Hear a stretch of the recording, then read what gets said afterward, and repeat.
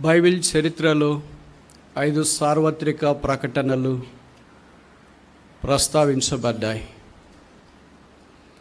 5 యేసు ప్రభు వారిని గూర్చి అసమానమైనవి, అద్వితీయమైనవి, అమోఘమైనవి, అతి శ్రేష్టమైనవి, అవసరమైనవి, ఆధ్యాత్మికమైనవి.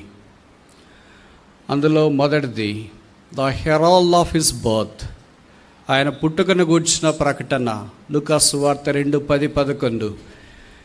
ఇదిగో ప్రజలందరికీ కలుగుబో మహా సంతోషకరమైన సువర్తమానము నేను మీకు తెలియజేస్తున్నాను. దావీదు పట్టణమందు నేను రక్షకుడు మీ కొరకు పుట్టినాడు. ఈయన ప్రభు అయిన క్రీస్తు. దానికి మీకు ఇదే ఆనవాలు, ఒక శిశువు పొత్తిగుడ్డలతో చుట్టబడి పశువుల తొట్టులో పరుండబెట్టబడి ఉండుట మీరు చూచెదరు.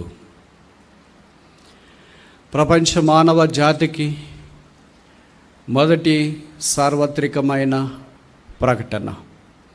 రెండవది the heralding of his death on the cross, ఆయన శిలువ మరణమును గూర్చిన ప్రకటన. యేసు ప్రభు వారు తండ్రి నీ చేతికి నా ఆత్మను అప్పగించున్నాని గొప్ప కేక వేసి తన ప్రాణమును విడిచెను. మూడవది the proclamation of his resurrection, యేసు ప్రభు యొక్క పునరుత్థానము. ప్రతి సువార్తలో అది గ్రంథస్థం చేయబడింది. మత్తయి సువార్త 28లో మనం చూస్తే is not here, is risen, ఆయన ఇక్కడ లేడు, ఆయన లేచి ఉన్నాడు. నాలుగవది అపోస్తుల కార్యాల 1వ అధ్యాయంలో the proclamation of his ascension and descension, ఆయన ఆరోహణం అవుట, తిరిగి ఆయన రాబో కార్యాన్ని జ్ఞాపకం చేయుట. గల్లే మనుషులారా, మీరు ఎందుకు తేరి చూస్తున్నారు? ఏ రీతిగా ఆయన కొనిపోబడ్డాడో అలాగనే తిరిగి ఆయన రాబోతున్నాడు. ఐదవది ఆఖరిది ప్రకటన గ్రంథం 19వ అధ్యాయం 7వ వచనం, the herald of his reign, ఆయన ప్రభుత్వాన్ని గూర్చిన ప్రకటన. సర్వాధికారి అయిన దేవుడు ఏలుచున్నాడు. The heralding started with his birth, ending with his reign. ప్రభు యొక్క పుట్టుకతో ఆరంభించబడి పరిపాలనతో, ప్రభుత్వంతో ముగించబడుతుంది. అలాంటి 5 సార్వత్రికమైన ప్రకటనల్లో ఒక ప్రకటన యేసు ప్రభు యొక్క మరణమును గురించి. కొత్త నిబంధన ఆయన మరణమును గురించిన ప్రస్తావన చాలా తేటతెల్లగా బోధించింది. మెట్టుకు చెప్పాలంటే స్థూలంగా బైబిల్ అంతా ఆయన మరణమును గురించిన వార్తే కదా. మీరు అనుమతిస్తే ఆయన మరణం బైబిల్లో 5 కోణాల్లో ఎలాగో వివరించబడిందో చెప్పడానికి ప్రయత్నం చేస్తా. The prophecy of his death, old testament, పాత నిబంధన అంతా కలిసి యేసుక్రీస్తు ప్రభు యొక్క శిలువ మరణం. 4 సువార్తల్లో రెండవది the presentation of his death, యేసుక్రీస్తు ప్రభు యొక్క శిలువ మరణము ప్రత్యక్షత. మూడవది the proclamation of his death, అపోస్తుల కార్యాలు 1వ అధ్యాయంలో యేసు ప్రభు యొక్క శిలువ మరణాన్ని గూర్చిన ప్రకటన అపోస్తుల కార్యములంతా కూడా మనకు కనిపిస్తుంది. నాలుగవది the practice of the death of the cross of Jesus Christ, యేసు యొక్క శిలువ మరణమును గూర్చిన క్రియాశీలకత అపోస్తుల యొక్క పత్రికల్లో లేదా అపోస్తులైన పౌలు యొక్క పత్రికల్లో మనం చూస్తాం. ఐదవది ఆఖరిది ప్రకటన గ్రంథంలో the prominence of his death, ఆయన మరణమును గూర్చిన పరాకాష్ఠ. The Bible starts with the prophecy of the death of Jesus Christ and ends with the prominence of the death of Jesus Christ. Bible యేసుక్రీస్తు ప్రభు యొక్క శిలువ మరణ ప్రవచనంతో ఆరంభించబడుతుంది. యేసుక్రీస్తు ప్రభు యొక్క శిలువ పరాకాష్ఠతో, సింహాసనంతో ముగించబడుతుంది. Cross is the beginning of his glory, throne is the beginning of his reign. శిలువ ఆయన మహిమకు ఆరంభము, సింహాసనము ఆయన పరలోక మహిమకు ఆరంభము. శిలువ లేకుండా సింహాసనము మనం సమీపించలేమని మొదటి వర్తమానంలో మనకు జ్ఞాపకం చేయబడుతూ వచ్చింది. మీరు ఆలోచించండి. సిలువ వర్తమానము సువార్తల్లోనైతే ఒక్కొక్క సువార్తికుడి కనీసము పక్షపాతం లేకుండా 2 అధ్యాయాలు కేటాయించినాడు. మత్తయి, మార్కు, లూకా, యోహాన్. ఆయన పుట్టుకను గురించి అయితే కొన్ని అధ్యాయాలు తక్కువగా ప్రస్తావించబడ్డాయి. ఆయన సిలువను గురించి అయితే ఏ భేదం లేకుండా అలాగే ప్రస్తావించబడ్డాయి. బైబిల్ అంతా ఆయన సిలువను గురించి బోధిస్తూ ఉంటే ఈ 1 గంట సేపు ఆయన సిలువను గురించి ఏ మానవుడు ప్యాక్ చేసి వర్తమానం ఇవ్వగలడు? ఏ నోరు ఆయన సిలువ మానాన్ని గురించి పూర్తిగా వివరించగలదు? ఏ చెవులు ఆయన సిలువను గురించి పూర్తిగా వినగలవు? ఏ హృదయం ఆయన సిలువను గురించి పూర్తిగా గ్రహింపగలదు? If there is any complete message of the gospel, you can never be a god. If there is any complete message of the cross, you can never be god. If there is any complete message of his death, he can never be God at all. ఏదైనా వర్తమానం ముగించబడింది, శిలువ వర్తమానం అయిపోయింది, సువార్త వర్తమానం అయిపోయింది, Bible వర్తమానం అయిపోయింది అని అంటే he can never be God, because God cannot be completed. ఎందుకంటే దేవుడు అలాగే అయిపోయటానికి ఎగ్జాస్ట్ కాడు. మనుషుడు ఎగ్జాస్ట్ అవుతాడు కానీ దేవుడు ఎగ్జాస్ట్ కాడు. మరి బైబిల్లో రాసినవన్నీ దేవుని గురించి ఒక విషయమంతా మాత్రమే. ఆయన గురించి పూర్తిగా రాయాలంటే యోహాన్ రాశాడు కదా, భూమి అంతా ఒక పలక మాదిరి చేసినా, పుస్తకాల మాదిరి చేసినా, చెట్లన్నీ పెన్న మాదిరి చేసినా, సముద్రాలన్నీ నీళ్లు తీసుకొని వచ్చి ఇంక మాదిరి తయారు చేసినా, రాయటానికి మనలాంటి కవులంతా చేరి వచ్చినా ఆయనను గురించిన సిలువ దృశ్యము ఒక మాట కూడా చెప్పడం వల్ల పడదు, వీలు కాదు. మరెందుకు ఇది? అలవాటా? ఆచారమా? ఆనవాయితా? అభ్యాసమా? ఇది అనుభవం. క్రైస్తవ్యం అలవాటు కాదు, క్రైస్తవ్యం ఆనవాయితీ కాదు, క్రైస్తవ్యం అనుభవం. యేసుక్రీస్తు ప్రభువు వారు పలికిన 7 మాటలు సిలువలో మీ గమనానికి నేను తీసుకురావాలని కోరుతున్నాను. సాధారణంగా ముగింపు మాటలకు వెలకట్టలేనివిగా పరిగణిస్తూ ఉంటాం. మనకు తెలిసిన ఎవరైనా ముసలివాళ్ళు, వృద్ధులు చనిపోతే తాతయ్యనో, అమ్మమ్మో, నాయనమ్మో ఎవరన్నా చివరికి ఏం మాట్లాడినారు, ఎంత మాట్లాడినారు, ఎవరితో మాట్లాడినారు, ఆయన చివరి మాటలు చాలా ప్రాముఖ్యంగా మనం తెలుస్తాం. సర్వలోకాన్ని సృష్టించి మహత్తుగల మాట చేత సర్వాన్ని నిర్వహిస్తున్న దేవుడు చివరిగా మానవుని గురించి ఏం మాట్లాడాడనేది ప్రాముఖ్యం కాదా? ఒక 9 నెలలు మోసి కన్న నీ తల్లిదండ్రులే ఈ లోకాన్ని విడిచిపెట్టేటప్పుడు ఏం మాట్లాడినారు చివరిలో అనేది అంత ప్రాముఖ్యత సంతరించుకున్నప్పుడు, సర్వ మానవ జాతిని 6000 సంవత్సరాల మానవ చరిత్రలో సృజించి, సంరక్షించి, పోషించి, భద్రపరిచి, కాపాడి పరలోక రాజ్యంలో ప్రవేశపెట్టాలని తనకు తానుగా సెలవులో అర్పించుకోవటానికి మనఃపూర్వకముగా ప్రాణం పెట్టడానికి దిగి వచ్చిన జగద్రక్షకుడు, లోకరక్షకుడైన యేసుక్రీస్తు ప్రభు వారి యొక్క ఆఖరి 7 మాటలు ప్రాముఖ్యమా కాదా? మొదటి మాట లూకా సువార్త 23వ అధ్యాయం 34వ వచనం. Gospel according to doctor Luke chapter 23. లూకా సువార్త 23వ అధ్యాయము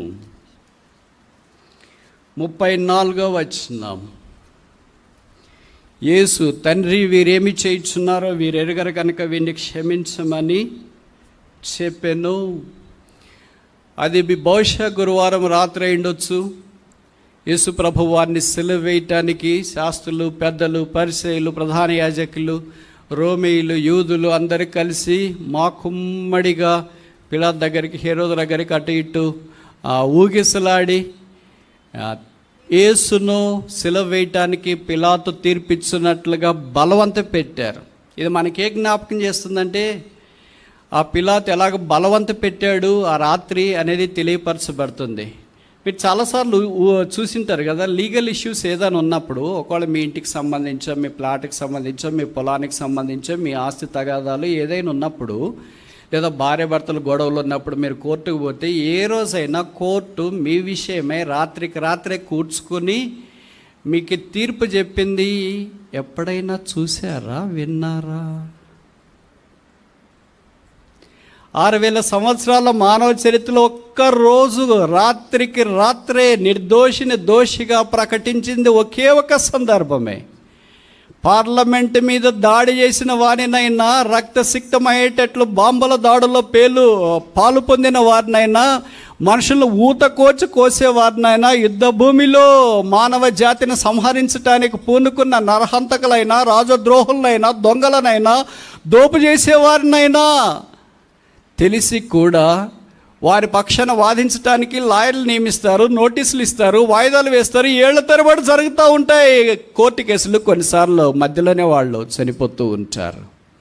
అయితే యేసు ప్రభు వారికి రాత్రే నేరస్తునిగా చేసి శిక్ష విధించి ఉదయాన్నే 6 గంటలకి ఆయన తీర్పు లేదా సిలువ వేయటానికి అప్పగించినారు. యేసుక్రీస్తు ప్రభువు వారు ఆ అన్యాయపు తీర్పు పొందకుండా మానవ చరిత్రలో ఒక్క స్త్రీ రాత్రి నిద్రపోకుండా ప్రయాసపడింది. ఎందుకో బైబిల్లో ఆమె పేరు రాయలేదు. రాసింటే ఎంత బాగుండు. ఎందుకు బాగుండంటారా? నేను ఎక్కడైనా ఇలాగ మీటింగ్కి వెళ్తే కొంతమంది కొత్త దంపతులు పెళ్ళైన తర్వాత కూతుర్ని కంటే బ్రదర్ మా పాపకు పేరు పెట్టండి అని తీసుకొని వస్తే ఆమె పేరు పెట్టింటాను అనుకుంటా. ఆమె పేరు లేదు, పిలాతు భార్య. ఆమెకు రాత్రి నిద్ర పట్టలేదు. ఆమె బహుశా ఒక స్లిప్ తీసుకునింది. మీరు ఊహిస్తారా? ఎప్పుడైనా జరిగిందా? మీకు ఎప్పుడైనా విన్నారా? భర్త కోర్టులో జడ్జిమెంట్ ఇవ్వటానికి కూర్చున్నప్పుడు ఏ భార్య అయినా స్లిప్ పంపించగలదా? ఏ కొడుకైనా పంపించగలదా? ఏ కూతురైనా పంపిస్తుందా? It's illegal. అలాగే చేయటానికి వీలు లేదు. బహుశా ఆమె రాత్రి నిద్రపట్టలేదేమో. ఒక అటెండర్ని పిలిచింది, స్లిప్ రాసిచ్చింది, వెళ్ళి ఇవ్వు అనింది. ఇప్పుడు ఎట్లా మేము ఇచ్చేది? తీర్పు దిగి వచ్చిన తర్వాత కావాలంటే ఇప్పుడు ఇవ్వటానికి అందుకే కదా నేను పిలిచింది. వెళ్ళాడు, నిలబడ్డాడు. ఏంటో వచ్చేసి మధ్యలో తీర్పు జరుగుతుంది కదా, ఇది అర్జెంట్. బహుశా భార్య రాసింది చేసినాడేమో. ఆ నీటి మంతం జోలికి వెళ్ళొద్దు. ఒకవైపు భార్య, ఒకవైపు రోమీలు, శాస్త్రులు, పెద్దలు, మధ్యలో శాండ్విచ్ అయిపోయాడు పిలాతు. బహుశా ఆయనకి ఇలాంటి పరిస్థితి ఇంకెప్పుడు జీవితంలో జరగలేదేమో. First and the foremost, first and the last. అందుకే బైబిల్లో రాయబడింది, అన్యాయపు తీర్పుని యేసుక్రీస్తు ప్రభు వారు పొందినారు. ఎవరైనా ఇలాంటి తీర్పు పొందేవారు ఉంటారా? రాత్రికి రాత్రి ఆయన పక్షాన ఒక లాయర్ నియమించుకోవాలి కదా, వెళ్ళి కేసు చెప్పాలి కదా, ఆయన వెళ్ళి వాదించాలి కదా, దీన్ని వాయిదా వేయాలి కదా, అవునా కాదని క్షేత్రస్థాయిలో వాస్తవాలు తెలుసుకోవాలి కదా. పాపరహితుడు, పాపం లేనివాడు, దోషం ఎరిగినవాడు, మనందరి కొరకై నిర్దోషి అయిన వాడు దోషిగా చేయబట్టానికి తను అప్పగించుకున్నాడు. మీకు తెలుసు కదా, పిలాతు యేసును 5 ప్రశ్నలు వేసినాడు. 5 ప్రశ్నల్లో కొన్నిటికి యేసు ప్రభు జవాబు చెప్పినాడు, కొన్నిటికి చెప్పలేదు. ఇప్పుడు నేను అన్ని చెప్పను కానీ ఒక్క ప్రశ్న పిలాతు యేసును అడిగిన మొదటి ప్రశ్న, art thou the king of Jews? యూదుల రాజు నీవేనా? కొత్త నిబంధనలో మొదటి ప్రశ్న మత్తయి సువార్త 2వ అధ్యాయంలో, యూదులకు రాజుగా పుట్టినవాడు ఎక్కడ? మేము ఆయన నక్షత్రమును చూచి లేదా ఆయనను పూజింపవచ్చితేమే. Where is he that is born king of Jews? యూదుల రాజుగా పుట్టినవాడు ఎక్కడ? ఆయన పేరే యూదుల రాజు. He was born like a king, died like a king. ఆయన రాజుగా జన్మించినాడు, ఆయన రాజుగా చనిపోయాడు. యేసు ప్రభు అన్నాడు, నీవన్నట్టే. మీరు ఊహించండి, ఒక రాజు అధిపతి దగ్గర నిలబడము సహజంగా కనిపిస్తుందా? ఈయన జస్ట్ గవర్నర్, ఈయనేమో రాజు. గవర్నర్ పెద్దనా, రాజు పెద్దనా? ప్రోటోకాల్ ప్రకారం రాజే పెద్ద కదా. మరి గవర్నర్ ఎదుటి తీర్పుకి ఎలాగ నిలబడతారు? ఎన్ని అక్రమాలు జరిగినాయో చూడండి, ఎలాగ నిలబడతారు? నిలబడ్డం మాత్రమే కాకుండా ఆయన ప్రశ్న వేస్తున్నాడు, art thou the king of Jews? నీవు యూదుల రాజువేనా? It talks about the royalty of Christ. క్రీస్తు రాజరికాన్ని గురించి అది జ్ఞాపకం చేస్తుంది. 5వ ప్రశ్న, ఆఖరి ప్రశ్న, పిలాతు యేసు ప్రభుని అడిగింది 6 గంటలకు ముందు, తెల్లవారుజామున శుక్రవారం. What is truth? సత్యమనగా ఏమి? This talks about the divinity of Christ. క్రీస్తు దైవత్వాన్ని కనిపిస్తుంది. యోహాను 14:6లో యేసు ప్రభు అన్నాడు, ఐ ఆమ్ ద ట్రూత్, నేనే సత్యం. సత్యం అనేది కూడా తెలియకుండా సత్యవర్తనుడైన యేసుక్రీస్తు ప్రభువారిని సత్యంగా తీర్పు తీర్చడానికి అసత్యవంతుడు ఎలాగో గవర్నర్ స్థానంలో కూర్చున్నాడు. అయ్యో, లోకం ఎంత చెడిపోయిందో చూడండి, ఎంత భ్రష్టు పట్టిపోయిందో చూడండి. It doesn't know what is truth at all. But he sitting on the throne to control the truth. సత్యాన్ని నియంత్రించటానికి సింహాసనం మీద అధిపతిగా కూర్చొని, గవర్నర్గా కూర్చొని, వాట్ ఈస్ ట్రూత్? నీకు సత్యం అంటే ఏమో తెలియకుండా ఎలాగ నువ్వు అక్కడ కూర్చొని ఉన్నావు? He was defeated in the royalty of Christ. He was defeated in the divinity of Christ. యేసుప్రభు యొక్క రాజరిక వైభవంలోనూ ఓడించబడ్డాడు, యేసుప్రభు యొక్క దైవత్వంలోనూ ఓడించబడ్డాడు. ఇది నన్ను మానవుడు అలాగూ చేయబడి తను తానే గొప్పగా ఊహించుకొని అప్పగించుకున్నాడు. ఉదయము శుక్రవారం 6 గంటలు కావచ్చింది. పిలాతు ఆయన్ని సిలువ వేయటానికి అప్పగించినాడు. రోమా సైనికులు, యూదులు, శాస్త్రులు, పెద్దలు, అధిపతులు అందరూ ఆయన యెరూషలేములో నుండి తీసుకొని పాలమనబడిన స్థలానికి వెళ్ళేటప్పటికి ఉదయకాలం 9 గంటలు. 3 గంటలు ఈ ప్రొసిషన్. ఆయనకు సిలువ మోపించినారు, రోడ్డు మీద తీసుకొని వెళుతున్నారు. ముందొక రోమా సైనికుడు ఏమని, ఆయన చేసినట్టుగా చెప్పబడుతున్న నేరము, Jesus of Nazareth the king of Jews, నజరేయుడని యేసు యూదులకు రాజు అని చెప్పుకొనుచున్నాడు అని ఒక రోమా సైనికుడు. మీరు ఊహించండి, ఒక పోలీస్ డ్రెస్లో ఇలాంటి బిల్ బోర్డు పట్టుకొని ముందు ఒక ఆయన, కుడి పక్కన ఒక సైనికుడు, ఎడం పక్కన ఒక సైనికుడు, వెనకొక సైనికుడు, 4 మధ్యలో లోకరక్షకుడు మనుషుల కొరకై సిలువ మోయటానికి యెరూషలేము వీధుల్లో ఆరంభించాడు ఆయన యాత్ర. అంతకుముందు ఆదివారం ఓసన్న జయము, దావీదు కుమారుడా జయము, ప్రభు నామమున వచ్చువాడు స్తుతించబడనుగా, కానీ గాడిద పిల్లని కట్టింది తీసుకొని వచ్చి దాని మీద ఆయన కూర్చోబెట్టి ఖర్జూరపు మట్టలు చేత పట్టుకొని వస్త్రాలన్నీ పరిచి చెట్టు కొమ్మలు వరికేసి జయము జయము జయము జయమని కేకలేస్తే యెరూషలేములోనికి తీసుకుని వెళ్ళింది ఈ గుంపు. ఈ శుక్రవారానికి ఈ గుంపు పూర్తిగా రివర్స్ అయింది. ఈ గుంపు ఎప్పుడే ఏ పార్టీలో ఉంటుందో తెలియదు, ఎప్పుడే వైపు ఉంటుందో తెలియదు, ఎప్పుడు ఎలాగ మాట్లాడుతుందో తెలియదు. ఈ గుంపు పూర్తిగా ఏ వైపు తిరిగేసింది. ఆయన వీధులెంబడిగా తీసుకుని వెళ్తుంటే యెరూషలేము వీధుల్లో, ఏ వీధుల్లో నడిచాడో, ఏ వీధుల్లో రోగులను స్వస్థపరిచినాడో, ఏ వీధుల్లో చనిపోయిన వారిని బాగు చేసినాడో, ఏ వీధుల్లో కుంటి వారిని స్వస్థపరిచినాడో, ఏ వీధిలో రక్తస్రావం కలిగిన స్త్రీని బాగు చేశాడో, ఏ వీధిలో ఆశీర్వాదం తీసుకొని వచ్చినాడో ఆ వీధుల్లోనే సిలువ మోసుకుంటూ వెళుతుంటే వీధులు బయట ఉన్నవాళ్ళు, వెలపట్టున్న వాళ్ళు, పెరట్లో ఉన్నవాళ్ళు, పైన రూఫ్ టాప్ మీద ఉన్నవాళ్ళు, చెట్ల మీద కూర్చున్న వాళ్ళు, ఈయనేనా యేసంటే? పోయిన ఆదివారం వీడిని ఇలాగ ఊహించారే, మా ఊర్లో వచ్చి బాగా చేసాడే, రొట్టెలు పంచి పెట్టాడంటే, చేపలు పంచి పెట్టాడంటే, వాక్యం చెప్పేసాడంటే, దయాలేళ్ళు కొట్టాడంటే, చనిపోయిన వాడిని బాగు చేసాడంట. ఏమైంది పాపం చావు చూసేటప్పటికి ఇలాగా ఇంతదాకా బాగున్నాడని అనుకున్నామే, ఏమైంది అని బహుశా అందరూ అనుకుంటా ఉన్నారేమో. ఆయన వెనక కొంతమంది భక్తి కలిగిన స్త్రీలు రొమ్మలు కొట్టుకొని ఏడుస్తూ వెళ్ళారు. భారభరితమైన హృదయంతో యెరూషలేము దాటారు. కల్వరి కొండ వైపు ప్రయాణం ఆరంభించబడింది. ఎక్కలేకపోతున్నారు, దిగలేకపోతున్నారు. రాత్రి అంతా నిద్ర లేదు, భోజనం లేదు, విశ్రాంతి లేదు, నానెవరు దిక్కు లేకపోయారు. దేవుడు ఏకాకిగా తన సిలువను మన కొరకే మోసుకొని వెళ్ళటానికి కల్వరి కొండ దగ్గరికి వెళ్ళారు. అప్పుడు ఆయన వెల్లెలకలా సిలువ మీద పడుకోబెట్టి కుడివైపున చేతిలో ఒకళ్ళు, ఎడంవైపు చేతిలో ఒకళ్ళు దగ్గర కూర్చొని మేకులు దించారు. తల మీద ముళ్ళ కిరీటం, కాళ్ళలో మేకులు. ఒక్కసారిగా సిలువను అలాగూ పైకెత్తారు. 3 మేకుల మధ్యలో లోకరక్షకుడు భూమికి ఆకాశానికి వేలాడదీయబడ్డాడు. ఒక గోయి తయారు చేసినారు. ఆ గోతిలో ఆ సిలువను అలాగూ దుంచారు. యేసు ప్రభు నోరు తెరవటానికి ఆరంభించినాడు. అప్పుడు దాకా ఆయన నోట మాట లేదు, ఆయన నోరు తెరవలేదు. బైబిల్లో రాయబడింది. నోరు తెరుస్తుంటే చూస్తూ దగ్గరకు వచ్చిన వాళ్ళు అనుకుంటున్నారు మనల్ని దూషిస్తాడేమో, శపిస్తాడేమో, అవమానపరుస్తాడేమో, లేదా తోలునాడుతాడేమో అని అనుకుంటూ ఉన్నారు. అప్పుడు ఆయన నోట్లో నుండి జాలవారిన మాట, ఆయన పెదవుల మీద దయారసం పోయబడి ఉన్నది. తండ్రి, వీరేమి చేయించున్నారో వీరెరగరు కనుక వీరిని క్షమించు. సిలువలో కూడా తండ్రి అనే మాట వెజల్లకుండా ఉండలేదు. క్షమాపణ కనుక మొదటి మాట ఏంటంటే ఫర్గివింగ్ వర్డ్, క్షమించే మాట. Where there is a cross there is a forgiveness, where there is no cross there is no forgiveness at all. సిలువ ఎక్కడుందో క్షమాపణ అక్కడుంది. సిలువ లేకపోతే క్షమాపణ లేదు. యేసు యొక్క సిలువ మానవ కోటి కొరకై దేవుడు సిద్ధపరిచిన క్షమాపణ. కనుక ఇంకా యేసుక్రీస్తు ప్రభువుని నీవు అంగీకరించకుండా, పాపక్షమాపణ మారుమనసు పొందకుండా ఉంటే, పాపుల రక్షకుడైన యేసుక్రీస్తు ప్రభువారు సిలువలో మానవ కోటి కొరకై సిద్ధపరిచిన మొదటి ఆశీర్వాదము ఫర్గివ్నెస్, క్షమాపణ. నీ పాపాలు నీ బంధువులు, ఇరుగు పొరుగు నీకు సహాయం చేసేవారు క్షమించకపోవచ్చు.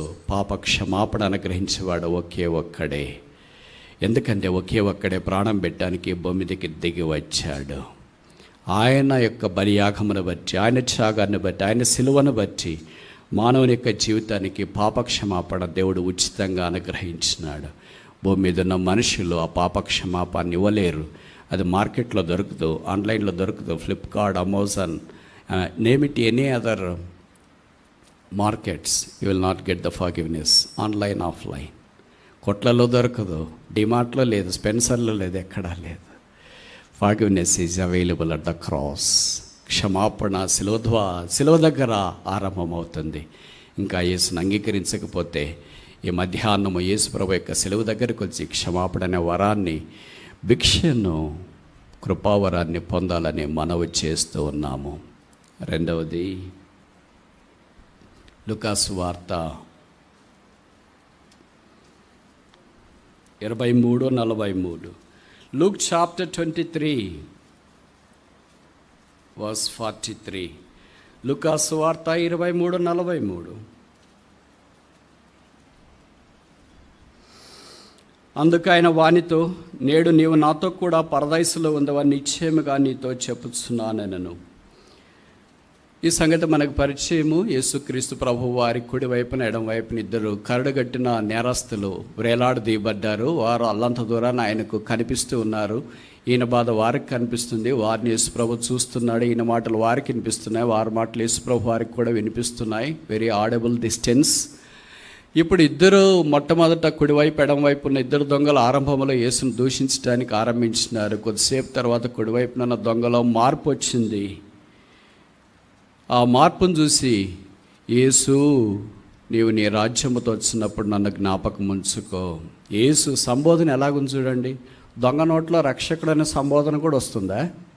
మామూలుగా ఒక్కొక్క ఉద్యోగస్తులకు ఒక్కొక్కరికి లాంగ్వేజ్ ఉంటుంది, మీకు తెలుసు కదా. ఎంఎన్సి కంపెనీలో పనిచేసేవాళ్ళు వాళ్ళ లాంగ్వేజ్ వేరే, ఫోన్లో వర్క్ చేసేవాళ్ళు వాళ్ళ లాంగ్వేజ్ వేరే, బోధకులు వాళ్ళ లాంగ్వేజ్ వేరే, లోకంలో తిరిగే వాళ్ళ లాంగ్వేజ్, దొంగల లాంగ్వేజ్లు వేరే, పోలీసుల లాంగ్వేజ్లు వేరే, ఎవరి లాంగ్వేజ్ వాళ్ళకు ఉంటారు. ఇక్కడ దొంగ లాంగ్వేజ్ దొంగగా ఉండాలి కదా. శిలువ దగ్గరికి వచ్చినప్పుడు లాంగ్వేజ్ మారింది. యేసు రక్షకుడు. ఒక దొంగకు ఆయన రక్షకుడు అని తెలుసు, దొరలకు తెలియకపోవడం విషాదకరమైన సంగతి. దొంగలు సాధారణంగా ఎవరికి భయపడితే ఆ వృత్తిలోనికి రారు. చీకటికి కానీ, పగలకు కానీ, రాత్రికి కానీ, వెలుగుకి కానీ, పోలీసులకు కానీ, లాక్ కానీ, జైలుకి కానీ, నిరుద్యోగానికి కానీ, పాములకు కానీ, దేనికి వాళ్ళు భయపడరు. బరి దిగించుంటారు జీవితంలో. అందుకే ఆ వృత్తిలోనికి వాళ్ళు వస్తారు.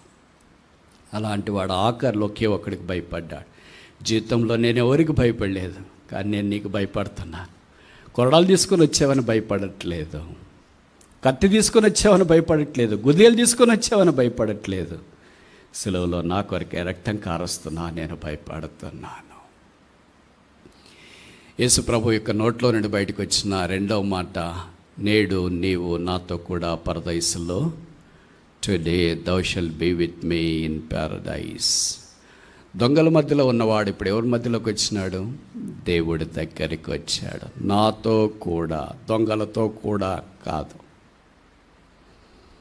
ఖైదీలతో కూడా కాదు, నేరస్తులతో కూడా కాదు. Today thou shalt be with me in paradise, not in prison.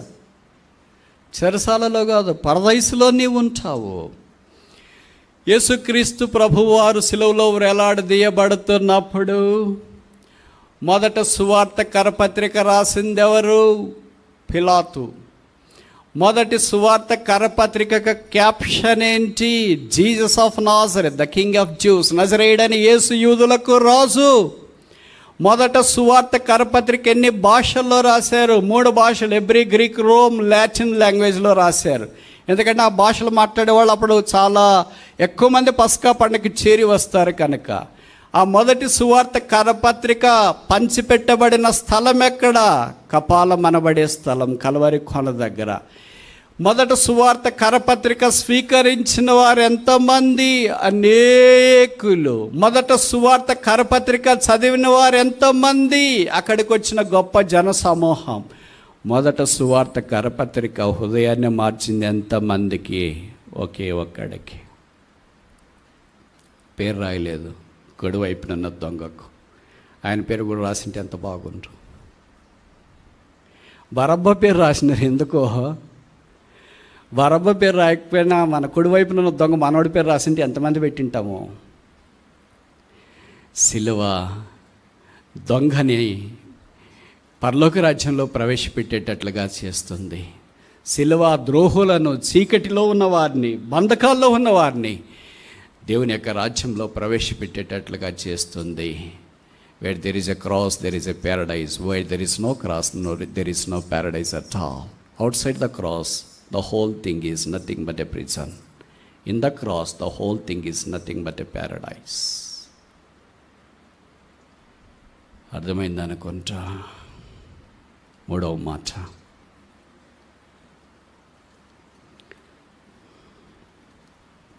యోహాను సువార్త 19వ అధ్యాయం, జాన్ చాప్టర్ 19.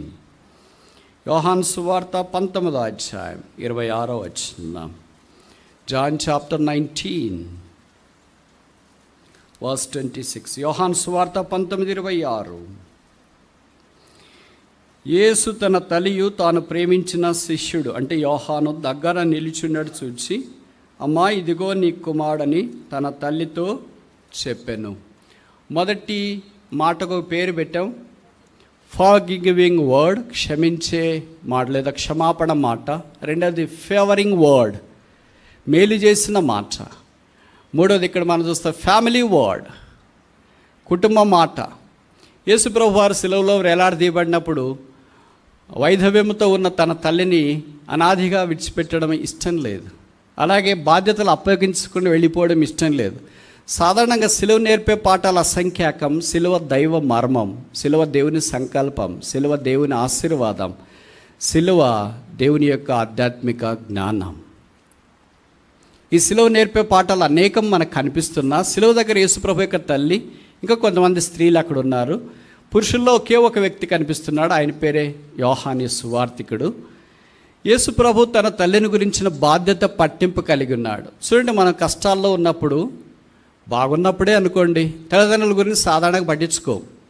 మా పనులు మాకున్నాయి, మా ఉద్యోగాలు మాకున్నాయి, మా భార్యలు, మా పిల్లలు, మా సంసారాల్లో మాదే మస్తుగా ఉంది, ఇంకా వాళ్ళని చూడటానికి టైం ఎక్కడుంది, కావాలంటే డబ్బులు పంపిస్తాం, వాళ్ళని ఎవరో ఒకళ్ళు చూసుకుంటే చాలు, లేదంటే అనాథాశ్రమంలో, వృద్ధాశ్రమంలో పడేసి వస్తామని చాలామంది అనుకుంటారు. ఇక్కడ కొంతమంది కూర్చున్నారు, ఆన్లైన్లో కూడా వింటున్నారు, నాకు తెలుసు వాళ్ళు వింటారని. నేను ఇప్పుడు మీకు చెప్పాలనుకున్న సంగతి ఏంటంటే, సిలువిచ్చే వర్ధమానం ఏంటంటే, యేసు ప్రభు వారు సిలువలో ఉన్నప్పుడు తల్లిని గురించి పట్టించుకోవాల్సిన అవసరం ఏముంది? సాధారణంగా తల్లి ఏడుస్తుంది కదా. ఏ తల్లి అయినా 9 నెలలు మోసి కన్న తర్వాత తన కుమారుడు సిలువలో వేలాడుతుంటే నన్ను పట్టించుకోవట్లేదు నాయనా అని బాధపడుతుందా?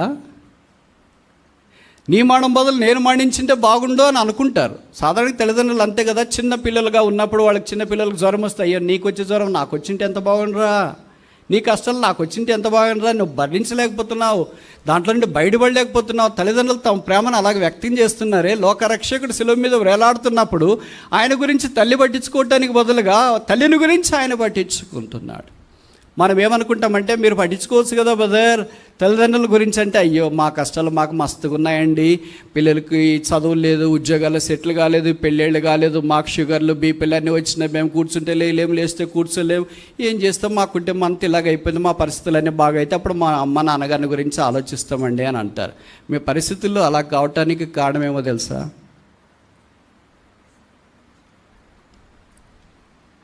బహుశా పట్టించుకోవట్లేదేమో తల్లిదండ్రులని.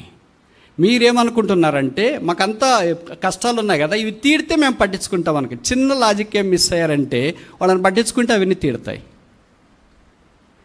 యేసు ప్రభు తన తల్లిని గురించిన బాధ్యత విడిచిపెట్టలేదు సిలువ దగ్గర కూడా. This is a tall and out standing example even at the cross. సిలువ లాంటి బాధలు మనకి ఎవరికి ఉన్నాయండి?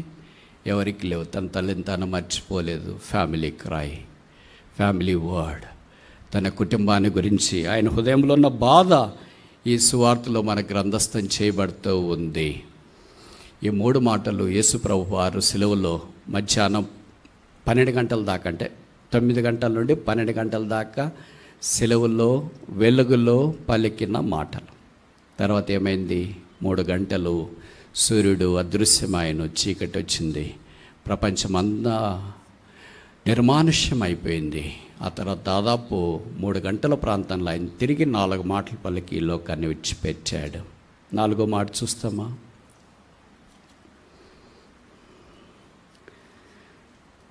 27వ అధ్యాయం మత్తయి సువార్త, మాథ్యూ చాప్టర్ 27 వర్స్ 46. మత్తయి సువార్త 27వ అధ్యాయం 46వ వచనం. Matthew chapter 27 verse 46. మత్తయి సువార్త 27:46. ఇంచుమించు 3 గంటలప్పుడు యేసు ఏలీ ఏలీ లామా సబక్తాని అని బిగ్గరగా కేక వేసిన ఆ మాటకు నా దేవా నా దేవా నన్ను ఎందుకు చేయి విడిచితువని అర్థము. మీకు తెలుసు కదా, పాత నిబంధనలో కీర్తనలు 22 యేసుక్రీస్తు ప్రభు యొక్క సిలువను గుర్చిన ప్రవచనాత్మకమైన సందేశాన్ని తెలియచేస్తుంది. ఆ కీర్తన యొక్క ఆరంభం ఇదే మాటే, నా దేవా నా దేవా నా నేల విడనాడితివి. మీరు ఊహిస్తారా, ఈ 4వ మాట దాదాపు 1000 సంవత్సరాలకు పూర్వమే దావీదు భక్తుని ద్వారా పరిశుద్ధాత్మ దేవుడు వెల్లడి చేసినాడని.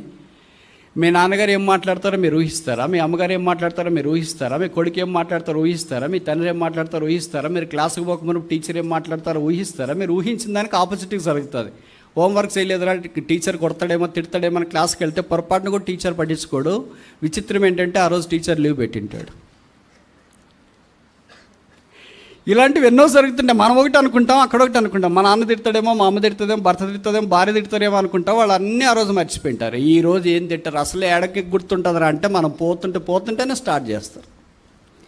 అంత డిఫరెంట్గా కనిపిస్తుంది. అది యేసు ప్రభు దగ్గరికి వచ్చేటప్పటికి 1000 సంవత్సరాలకు పూర్వమే దావీదు భక్తుడు 22వ కీర్తన మొదటి వచనం ఆరంభించినప్పుడు ఈ 4వ మాట యేసుక్రీస్తు ప్రభు వారు శిలువలో ఈ మాట పలకబోతున్నాడన్న సంగతిని వ్రాయడం ఆధ్యాత్మికమైన అమోఘమైన అనిర్వచనీయమైన సంగతి కాదంటారా?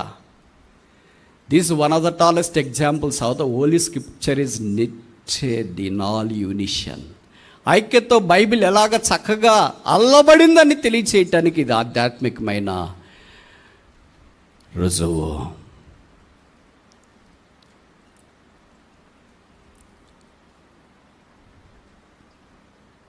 ఎండ కొంతమంది బయట నిలబడ్డారు. ముందు కూర్చున్న వాళ్ళకేమో లగ్జరీ ఉంది.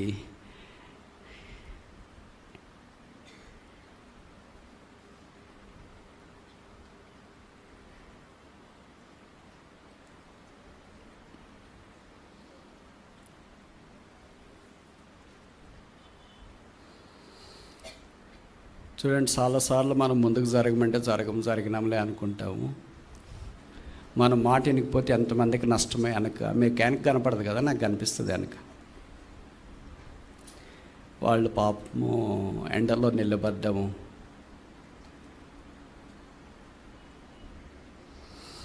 యేసు ప్రభు వారు భూమి మీద 3.5 సంవత్సరాల పరిచర్య కొనసాగిస్తున్న దినాల్లో తండ్రిని తండ్రిగానే సంబోధించినాడు. బైబిల్లో వ్రాయబడిన ఆయన నోట్లో నుండి మొదట జాలవారిన మాట లూకాసు సువార్త 2లో మనం చూస్తాం. Know ye not the time has been my father's business. నేను నా తండ్రి లేదా వ్యాపారం మీద పని మీద ఉన్నానని మీరు ఎరగరా? తండ్రి అనే మాట మొదట ఆయన నోట్లో నుండి వచ్చింది. చివరి మాట కూడా బైబిల్లోన సిలువలో పలికిన 7వ మాట కూడా తండ్రి. సిలువలో పలికిన మొదటి మాట కూడా తండ్రి. ఇప్పుడు ప్రశ్న ఏంటంటే, యేసు ప్రభు వారు 3.5 సంవత్సరాలు ఈ భూమి మీద పరిచర్య జరిగించిన ఆ దినాలలో లేదా 33.5 సంవత్సరాలు ఉన్న దినాలలో తన పరలోకపు తండ్రిని దేవా అని ఎన్నిసార్లు సంబోధించాడు? Only once. నాకు తెలిసి ఒక్కసారి. ఆయన నోరు తెరిస్తే నా తండ్రి నా తండ్రి నా తండ్రి. గెత్సెమనే తోటలో కూడా ఇదే ప్రార్థన, తండ్రి. శిలువ మీదకి వెళ్ళిన తండ్రి, శిలువలో ప్రాణం అప్పగిస్తున్న తండ్రి. ఈ మధ్యాహ్నం 12 గంటలు మొదలుకొని 3 గంటల దాకా సూర్యుడు అదృశ్యమయ్యాడు కదా. మానవుని యొక్క పాపమంతా దేవుడు ఆయన రక్షకుని మీద మోపాడు. తన ఏకైక కుమారుడు, అద్వితీయ కుమారుడు, అమోఘమైన కుమారుడు, ప్రియ కుమారుడు, నిత్య కుమారుడు, దావీదు కుమారుడు ఆ శిలువలో వేలాడదీయబడుతున్నప్పుడు అతను నలగొగొట్టుట యెహోవాకి ఇష్టమైనని బైబిల్లో రాయబడింది. స్వరూపమైనను సొగసైనను లేని కుమారుడుగా శిలువలో వేలాడదీయబడి ప్రపంచం యొక్క పాపమంతా, దోషమంతా, శాపమంతా తన కుమారుని మీద వేసినప్పుడు ఆ కుమారుడు చూడనొల్లని వాడిగా చేయబడ్డాడు. భవిష్య శాశ్వత కాలం మొదలుకొని శాశ్వత కాలము దాకా, నిత్యత్వం మొదలుకొని నిత్యత్వం దాకా, తండ్రి కుమారుడు ఒక దగ్గర ఉన్నది మొదలుకొని చివరి దాకా ఈ ఒక్క సందర్భంలో మాత్రమే దేవుడు తన కుమారుని విడిచిపెట్టాడంటే తప్పు కాదేమో. అందుకే యేసు ఇప్పుడు నా తండ్రి నా తండ్రి నా నేల విడిచితవని సంబోధించట్లేదు. మై గాడ్ వై హ్యాస్ దౌ ఫర్సేకన్ మీ, ఎందుకు నన్ను విడిచిపెట్టావు? ఆయన ఎందుకు విడిచిపెట్టాడంటే మనందరినీ చేర్చుకొనుట కొరకాయి. తన ఏకైక కుమారుని ఆ సిలువలో విడిచిపెట్టారు. లోకంలో మనం చూస్తాం కదా, మన చిన్న పిల్లవాడు ఉంటాడు అనుకోండి, మీకు ఒక 5వ తరగతి చదివే పిల్లవాడు స్కూల్కి పంపించినారు. స్కూల్ నుండి సాయంకాలం 4 గంటలకి ఇంటికి వచ్చినాడు. వాడు బ్యాగ్ తగిలించుకుని లేదా బ్యాగ్ తగిలించుకొని లంచ్ బాక్స్ తీసుకుని ఏడిస్తే ఇంటికి వచ్చినాడు అనుకోండి. ఏంట్రా ఏడుస్తావు అని అడుగుతారు. వాడు ఇంకా ఎక్కువ ఏడ్చోవడం ఆరంభించినాడు. మీ హృదయం కరిగిపోద్ది. ఇప్పుడు 5 ప్రశ్నలు అడుగుతారు తెలుసా? ఎందుకు ఏడుస్తున్నావో? 2వ ప్రశ్న, ఎవరు కొట్టారు? 3వ ప్రశ్న, ఎక్కడ కొట్టారు? 4వ ప్రశ్న, ఎందుకు కొట్టారు? 5వ ప్రశ్న, ఎలా కొట్టారు? 9 నెలలు మోసి కన్నా నీకే నీ కుమారుడు ఏడుస్తూ వస్తుంటే చిన్న పొరపాటు చేసినారు కనుక కొట్టింటారని సాధారణంగా అనిపిస్తూ ఉంటే, పాపము చేయని యేసు, పాపం ఎరగని యేసు, పాపము తెలియని యేసు, పాపము చూడని యేసు ఆ సెలవుల్లో కొట్టబడుతుండగా, అవమానపరచబడుతుండగా, ఉమ్మివేయబడుతుండగా, మేకులు దిగ్గొడుతుండగా, కోడాలతో కొడుతుండగా, పక్కలో బల్లెముతో పొడుస్తుండగా దేవుడు తన కుమారుని చూసి, కుమారుడా ఎవరు కొడుతున్నారు అడగలేదు. ఎన్ని దెబ్బలు కొట్టారు అడగలేదు. ఎందుకు కొడుతున్నారు అడగలేదు. ఏ కారణం చేత కొడుతున్నారు అడగలేదు. అలాగ చేయట యెహోవాకు ఇష్టమాయెను. ఈ దృశ్యము కుమారుడు భరించలేక, నన్ను ఏళ్ళ విడినాడితివి దేవా. యేసుక్రీస్తు ప్రభువారు మన కొరకై అక్కడ విడనాడబడిన దృశ్యం మనం చూస్తున్నాం. ఫర్సేకన్ వర్డ్, విడనాడబడిన మాట. 5వ చూస్తామా? 19వ అధ్యాయం యోహాను సువార్త, జాన్ చాప్టర్ 19 verse 30. యోహాను సువార్త 19వ అధ్యాయం, జాన్ చాప్టర్ 19, యోహాను సువార్త 19వ అధ్యాయము 28వ వచనం. John chapter 19 verse 28. అటు తర్వాత సమస్తమును అప్పటికి సమాప్తమైనదని యేసు ఎరిగి లేఖనము నెరవేర్చినట్లు, నేను దప్పిగొనుచున్నాను. ఐ థర్స్ట్, ఫర్వెంట్ వర్డ్, ఆసక్తితో కూడిన అక్కర కలిగిన మాట. ఐ థర్స్ట్, నేను దప్పిగొనుచున్నాను. చూడండి, ఇలాంటి వేసవికాలంలో ఎక్కడన్నా మనం బయటికి వెళ్ళి ఊరు మొఖం తెలియని వాళ్ళు, గ్రామీణులైనా ఆ దప్పికేస్తుందండి కొన్ని నీళ్ళు ఇస్తారా అని అంటే, బహుశా వాళ్ళు అలాగా చెంబుతో పోసినా మగ్గుతో పోసినా మనం చేతులు పెట్టుకొని అలాగే తాగేస్తాం అనుకుంటా. ఎలాంటి వాళ్ళకైనా ఎలాంటి వాళ్ళని నీళ్ళు ఇయ్యము అని పొరపాటును కూడా అనరు. వాళ్ళు కులం కాకపోయినా, ప్రాంతం కాకపోయినా, మతం కాకపోయినా, భాష కాకపోయినా, పరిస్థితులు కాకపోయినా, ఏ పరిస్థితులు ప్రతికూలంగా ఉన్నా నీళ్ళు ఇవ్వడం అనేది ఒక బేసిక్ హ్యూమనిటేరియన్ గ్రౌండ్. ఇప్పుడు ప్రశ్న ఏంటంటే, యేసు ప్రభువారి భూమి మీద ఉన్న దినాల్లో, మనుషుల మధ్యలో ఆయన సంచరిస్తూ పరిచయం చేసిన దినాల్లో మనిషిని ఆయన ఎన్ని విషయాలు కోరాడు, అడిగాడు. నాకు ఇల్లు కట్టించండి అడిగాడా? బట్టలు ఇవ్వండి అడిగాడా? ఫోన్ ఇవ్వండి అడిగాడా? భోజనం పెట్టండి అడిగాడా? చెప్పులు ఇవ్వండి అడిగాడా? కారు కొనియండి అడిగాడా? నాకు తెలిసి ఆయన మానవుని ఒకటి అడిగాడు. యోహాను సువార్త 4వ అధ్యాయంలో, గివ్ మీ డ్రింక్, నాకు దాహమునకేమా. ఆమె దాహానికి గ్లాసులో నీళ్ళు ఇవ్వలేకపోయింది, కుండలో నుండి నీళ్ళు తీసుకొని రాలేకపోయింది. పైపెచ్చు చాలా మాటలు చెప్పడం ఆరంభించింది. మేము ఆరాధన చేస్తాం, కొండ మీద ఆరాధన చేస్తాం, కొండ కింద ఆరాధన చేస్తాం, అసలు ఆరాధన అంటే ఏంటి అనుకున్నారు, అది రకరకాల మాటలు చెప్పింది. యోహాను సువార్త 4వ అధ్యాయం ఆయన దాహం ఇలేదు. అందుకే ఆయన దాహం తీయలేదు కనుక అసలు మీదకి వెళ్ళినప్పుడు కూడా ఆయన ఆఖరికి ఇదే కోరిక, ఐ థర్స్ట్, నేను దప్పికొనొచ్చున్నాను.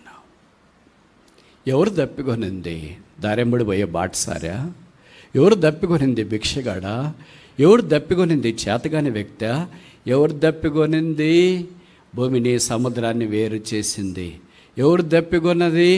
భూమి మీద ఉన్న సమస్తాన్ని సృజించింది. ఎవరు దప్పికొన్నది? నదులను నియమించినవాడు.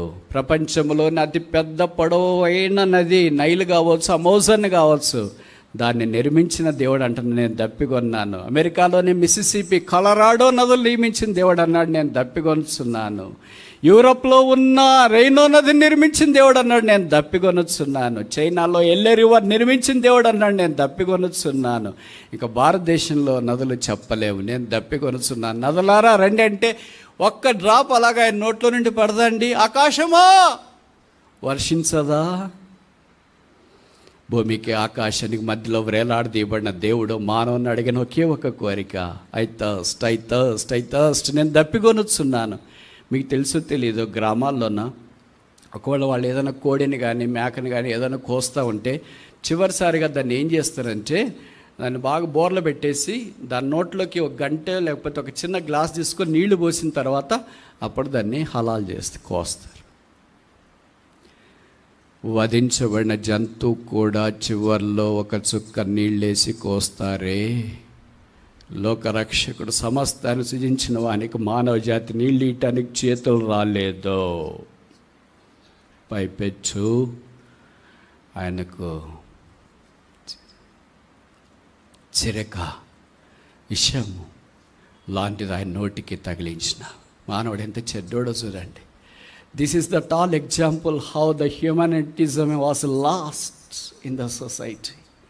నీళ్ళు అడిగినా కూడా దేవాది దేవునికి నీళ్ళు ఇయ్యలేని మానవ జాతిని ఏమనాలి? తోటి మానవునికి సహాయం చేసుకుంటున్నాడే, తోటి మానవునికి నీళ్ళు ఇస్తున్నాడు, భోజనం పెడుతున్నాడు, వస్త్రం చేస్తున్నాడు, రకరకాలైన దానాలు చేస్తున్నారు. ఇప్పుడు వేసవికాలంలో మీరు ఎక్కడ చూస్తూ ఉంటారు కదా, చలివేంద్రాలని నీళ్ళు కుండల్లో పోసి పెడతా ఉంటారే.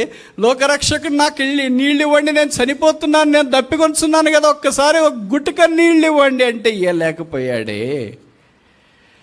దైవమా, ఇది ఏమి నిర్దయత్వత, ఇదేమి క్రూరత్వం. Reality has no humanity. Since humanity has no divinity, therefore the sovereignty of God is ruled out of the human. ఈ క్రూరత్వానికి మానవ నైజం లేదు కనుక, మానవుడు దైవత్వాన్ని తెలుసుకోలేడు కనుక దేవుని యొక్క సార్వభౌమ అధికారం మానవుని యొక్క మానవత్వంలో నుండి ఎప్పుడో దాటిపోయింది. ఆరోజు చూస్తామా?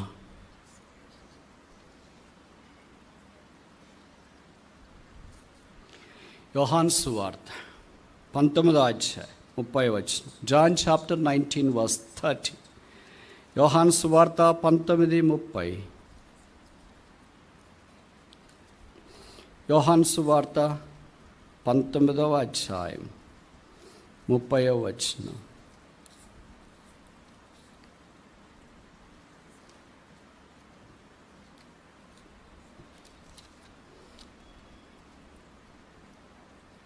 యేసు ఆశ్చర్యక పుచ్చుకొని సమాప్తమైనదని చెప్పి తల వంచి ఆత్మను అప్పగించుకొని,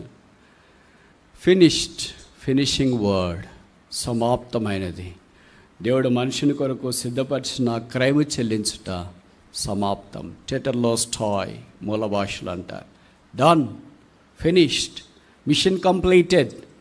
చూడండి, ఏదన్నా ఒక చిన్న చంద్రమండలం మీద మనుషుడు కాలు పెట్టినప్పుడు డన్, మిషన్ కంప్లీటెడ్. అలాగే రకరకాల మిషన్ల కొరకు మనిషిని పంపించినప్పుడు మనిషి ఆ పని ముగించిన తర్వాత విజయకేక వేస్తున్నాడు. యేసు ప్రభువారు శిలువలో మన కొరకు చెల్లించాల్సిన క్రైమ్ అంతా చెల్లించిన తర్వాత ఫినిషింగ్ వర్డ్, ముగింపు కేక. 7వది ఆఖరిది లూకా సువార్త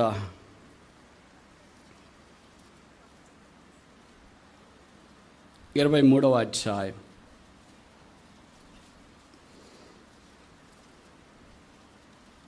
46. Gospel according to Dr. Luke chapter 23 verse 46. అప్పుడు యేసు గొప్ప శబ్దముతో కేక వేసి, తండ్రి, నీ చేతికి నా ఆత్మను అప్పగించుకున్నాను. ఫేర్వెల్ వర్డ్, ముగింపు మాట. ఆయన ఆరంభం మాట, తండ్రి, వీరేమి చేయించున్నారో వీరెరిగారు. క్షమాపణతో ఆరంభించబడింది. అందుకే ఒక భక్తుడు అన్నాడు, బాసిల్లెను సిలువలో పాపక్షమా. యేసుక్రీస్తు ప్రభువే క్షమాపణకు ఆద్యుడు, మూలము, నిర్వచన. సిలువ లేకుండా క్షమాపణ భూమి మీద బాసిల్లదు, బతికి బట్ట కట్టుకోదు. ఆ క్షమాపణకు మూలం యేసు సిలువ.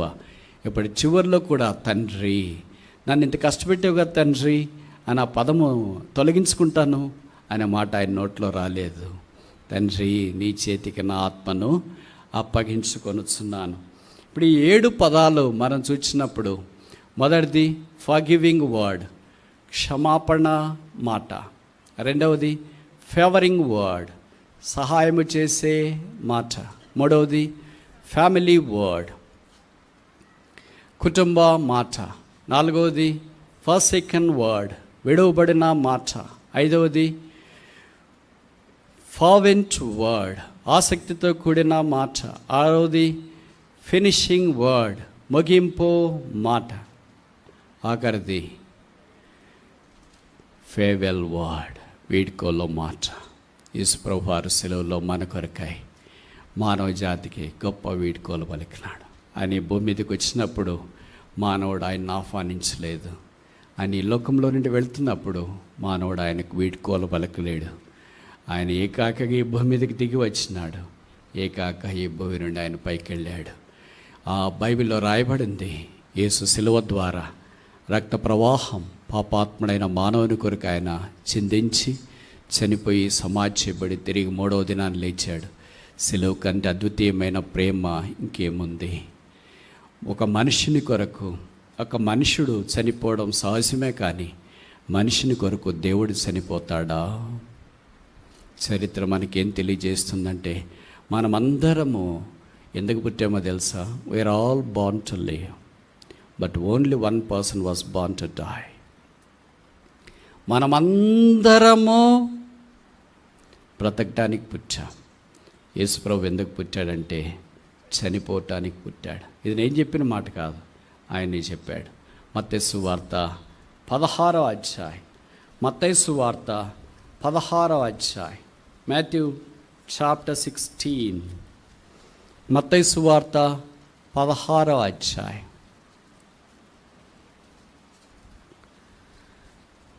21వ వచనం. Matthew chapter 16 verse 21.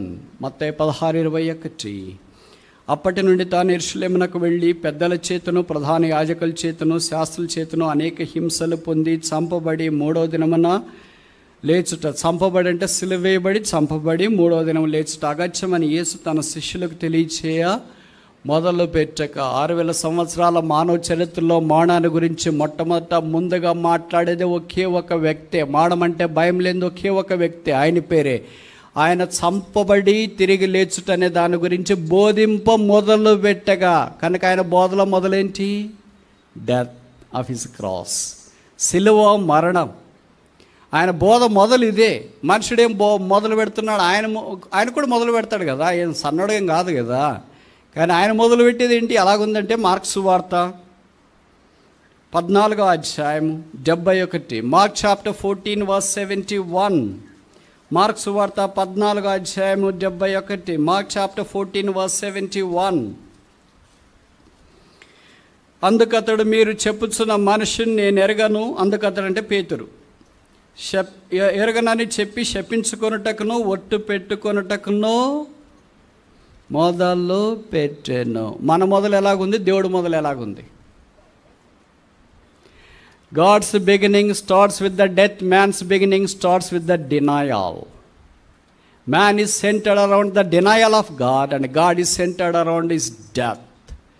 దేవుడు తన మరణాన్ని గురించి బోధిస్తున్నాడు, మనుషుడు తన యొక్క ఉపేక్షించుకున్నట్ట, నిరాకరించట, ఆయన ఎవరో నాకు తెలియదు, బొంకటానికి మొదలు పెట్టాడు. అదే మన బోధ మొదలగా. See what 180 degrees paradox is this. ఎంత దూరంగా ఉంది చూడండి. మరణాన్ని గురించి మాట్లాడడం ఆయన ఆరంభిస్తే బొంకడాన్ని గురించి ఈయన మాట్లాడుతున్నాడు. ప్రభుకి స్తోత్రాలు. ఆ సిలువ అలాంటి బొంకిన మానవుని కూడా తీసుకుని వచ్చి సమకూరుస్తుంది. బైబిల్ సెలవిస్తుంది, యేసు రక్తం ప్రతి పాపం నుండి మనల్ని కడిగి పౌలుగా చేయను. అందుకే యేసుక్రీస్తు ప్రభువారు ప్రేమించి మానవ జాతి కొరకు ఈ భూమి మీదకి దిగి వచ్చినాడు.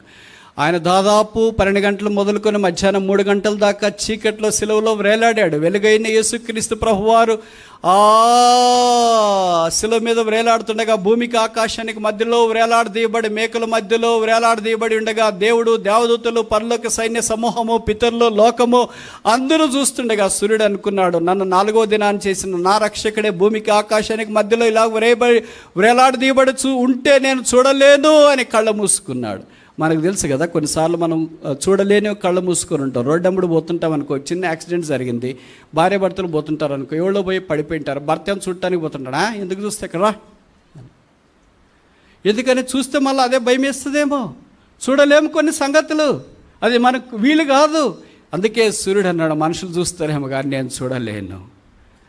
ఎంతసేపు చూడలేవు? 10 నిమిషాలు, అర్ధగంటనా, గంటనా, 2 గంటల, 3 గంటలు నేను చూడలేను. అప్పుడు రమారమి మధ్యాహ్నం 3 గంటలు ఆయను యేసు మాట్లాడడం ఆరంభించినాడు. సూర్యుడి కళ్ళు తెరిచినాడు.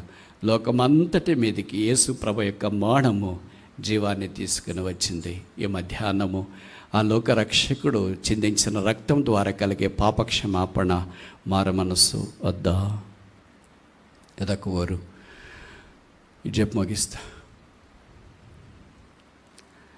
ఒక తండ్రి కూతురు ఉన్నారు. తల్లి చిన్నప్పుడే చనిపోయింది. తోబుట్టువులు ఎవరు లేరు ఆ పాపకి.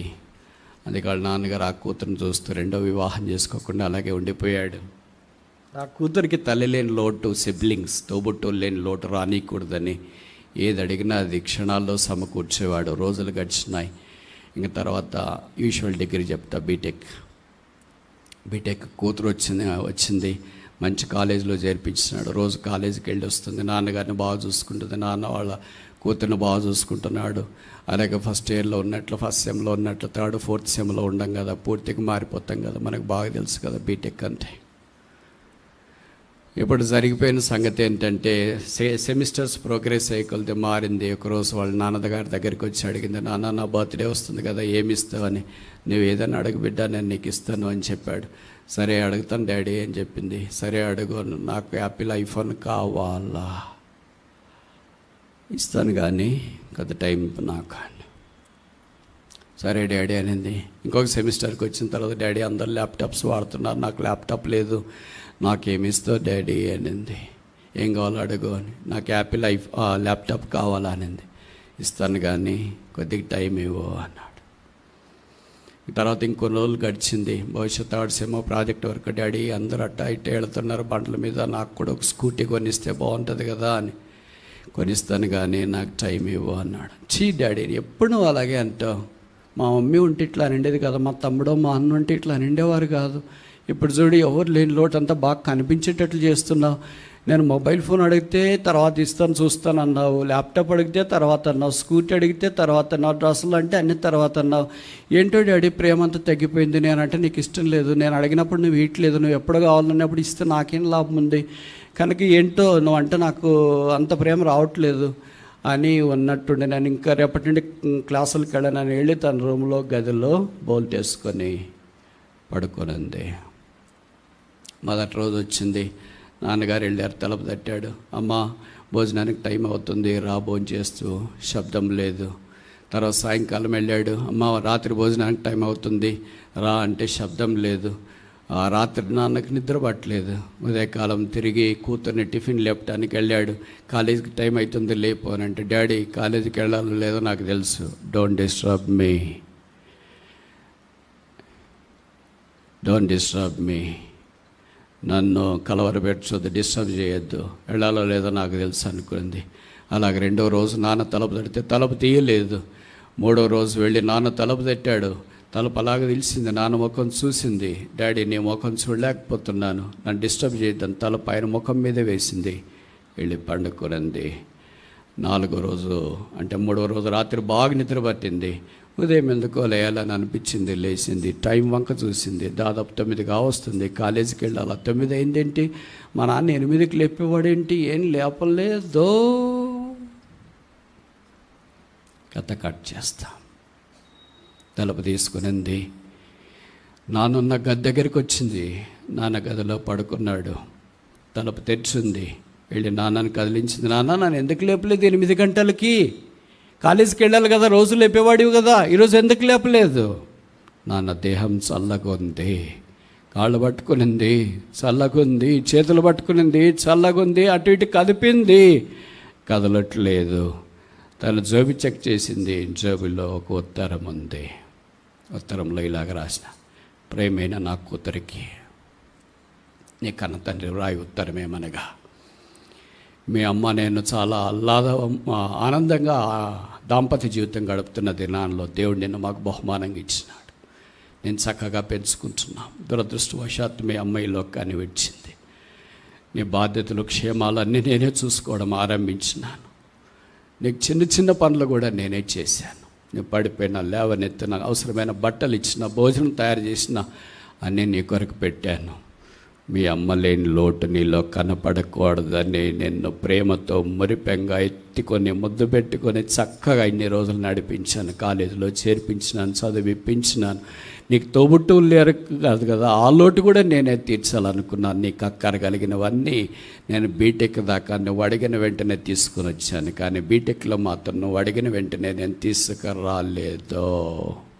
నా సమయంలో నేను తెస్తానని అనుకున్నాను. అయినా నేను నీ కొరకు యాపిల్ మొబైల్ ఫోన్ తెచ్చాను, నీ కొరకు యాపిల్ ల్యాప్టాప్ తెచ్చాను, నీ కొరకు స్కూటీ తెచ్చాను. ఆ తాళపు చెవులన్నీ ర్యాక్లో ఉన్నాయి. ఆ గాడ్గెట్స్ అన్నీ నీవు తీసుకో. భాష ఉత్తరం నువ్వు చదివేటప్పటికి నేను ఉండనేమో. ఇట్లో నీ కన్న తండ్రి. ఆ ఉత్తరం తీసుకునింది, తండ్రి వైపు చూసింది, ఆయన లేడు. కూతురు తలుపు తీయలేదు, నన్ను డిస్టర్బ్ చేయొద్దనే మాటకు ఆయన డిస్టర్బ్ అయిపోయాడు. గుండె నొప్పి వచ్చింది, పడక మీద పడుకున్నాడు. అలాగే లోకాన్ని విడిచిపెట్టాడు. నాన్న, నువ్వు లేకుండా ఇప్పుడు నాకు ఐపాడ్ ఎందుకు? నువ్వు లేకుండా ఇప్పుడు నాకు మొబైల్ ఫోన్ ఎందుకు? నువ్వు లేకుండా ఇప్పుడు నాకు డ్రెస్ ఎందుకు? నువ్వు లేకుండా ఇప్పుడు నాకు ఈ స్కూటీ ఎందుకు? నన్ను ఏకాకగా చేసి అమ్మ పోయింది, నన్ను ఏకాకగా చేసి నువ్వు వెళ్ళారు. ఇప్పుడు ఇవన్నీ నేనేం చేయను. నన్ను క్షమించు, క్షమించు, క్షమించు. నాన్న మీద పడి పార్థివ దేహం మీద ఏడవడం ఆరంభించింది. ఆమె ఏడుపుకు అద్దం లేదు. ఇరుగు పొరుగు వారు వచ్చినారు, ఆమెను పట్టుకొని ధైర్యపరచడానికి ప్రయత్నం చేసినారు. ఎవరు ఆమెను ఓదార్చలేకపోయారు. కథ కట్ చేస్తే, దేవుడు మనల్ని కూడా ప్రేమించినాడనే ప్రేమకి ఇదొక చిరు ఉదాహరణ. అనాథలుగా ఉన్న మనల్ని పాపక్షమాపణ ఇచ్చి శిలువ రక్తం ద్వారా కడిగి శుద్ధీకరించి తన కుమారుడుగా కుమార్తెగా చేసుకోవాలని సంకల్పించినాడు. ఆయుష్ ఇచ్చినాడు, ఆరోగ్యం ఇచ్చినాడు, క్షేమం ఇచ్చినాడు. అయితే కొన్ని పరిస్థితుల్లో ప్రతికూలంగా అయినప్పుడు నీవు అనుకున్నావు, నాకు ఉద్యోగం ఇవ్వలేదు దేవుడు, నాకు పెళ్లి చేయలేదు దేవుడు, నాకు పిల్లల్ని ఇవ్వలేదు దేవుడు, నాకు ట్రాన్స్ఫర్ ఇవ్వలేదు దేవుడు, నాకు పలానా ఇవ్వలేదు దేవుడు, నేను అడిగినప్పుడు ఇవ్వలేదు, నా సమయంలో నాకు ఇవ్వలేదు. God, Jesus, don't disturb me. యేసు నా జీవితంలోనికి రావద్దు. నా గడియ తలుపులు వేసేసాను, నా ఇల్లు తలుపులు మూసేశాను. Don't interfere into my life అని చాలాసార్లు నువ్వు గడిది తలుపు వేసావు కదా. ఆయన గదికి నిలబడి రోజు తడుతూ వస్తున్నాడు. ఆయన ప్రేమను నువ్వు స్వీకరించడానికి ఇష్టపడలేదు. నీ కొరకు ఆయన సిలువలో రక్తం కార్చి చనిపోయి సమాధి చేయబడి తిరిగి లేచినాడు. ఇప్పుడు ఆయనతో పాటు సమస్తాన్ని మనకి ఇచ్చివేశాడు. ఇప్పుడు ఆయన కావాలా? ఆయనతో పాటు సమస్తాన్ని ఇచ్చివేయబడినవి కావాలా? నీ తీర్మానం ఏంటి? కళ్ళు మూసుకొని ప్రార్థన చేస్తా.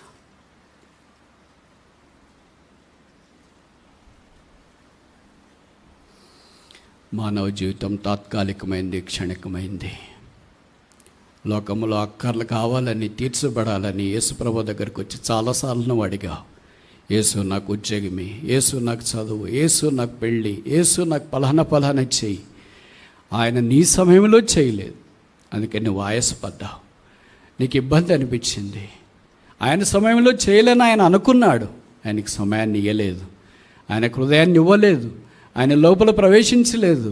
నీవు ఆయన దానివే, నీవు ఆయన వాడివే, నీవున్న ఇల్లు కూడా ఆయనదే, పిలిచే గాలి ఆయనదే, నీ ప్రాణం ఆయనదే, నీ శరీరం ఆయనదే సమస్తమైన ఎరిగి కూడా ఆయన అంగీకరించకుండా నిరాకరించి తలుపుకు బయట పెట్టావు. ఆయన నిన్ను ప్రేమించి సెలవులో రక్తం కార్చి చనిపోయి సమాధి చేయబడి తిరిగి లేచినాడు.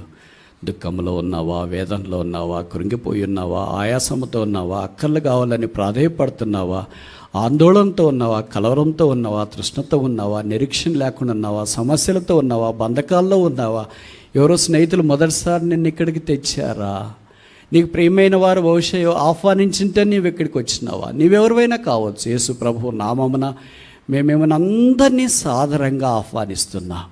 యేసు పాపల రక్షకుడు, పాపల మిత్రుడు, పాపక్షమాపణ ఉచితంగా అనుగ్రహించి భిక్ష ఇచ్చే యేసు రక్షకుడు.